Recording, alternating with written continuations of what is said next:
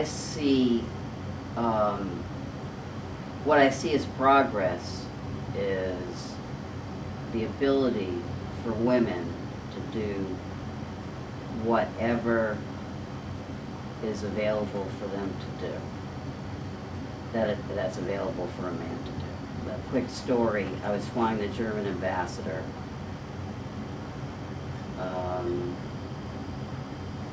I forget, but it was in the States. It was at West Point.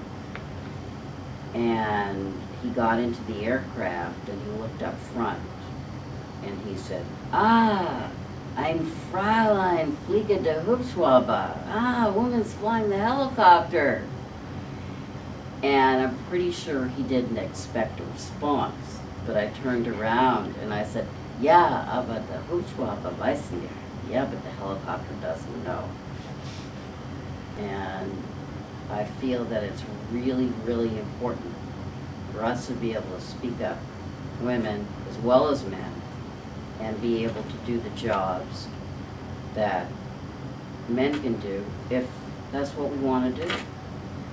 And what became interesting, when I was back at Fort Rucker in 1988, when this was all going before Congress and allowing women to fly combat slots and combat aircraft, they used me because not only did I have more flying hours than any woman in any branch of service, but I also have really long arms. I'm only 5'5", but I'm a knuckle-dragger.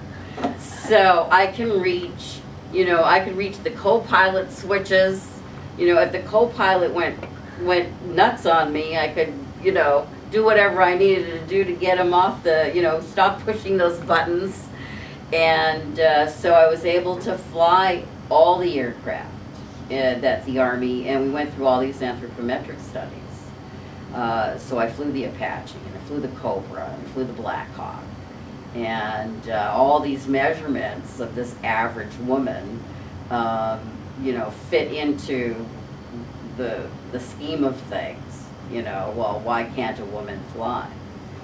And the generals loved it because they knew, they recognized me, and they knew there was no way that they were in harm's way as long as they were behind me.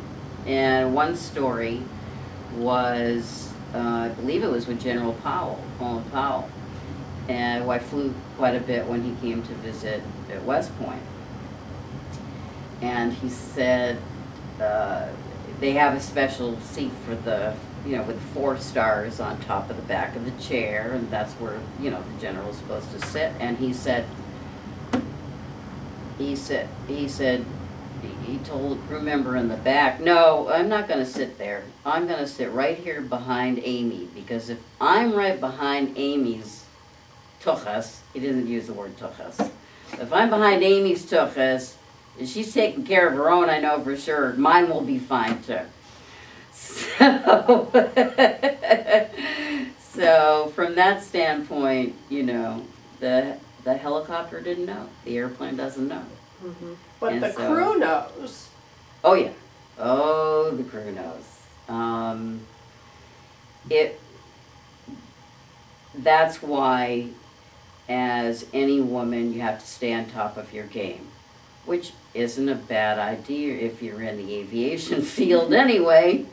So it wasn't, it wasn't something where, my friends say, I ask them, "What do you remember about me?" "Well, you had so many obstacles against you. You always had to prove something to somebody."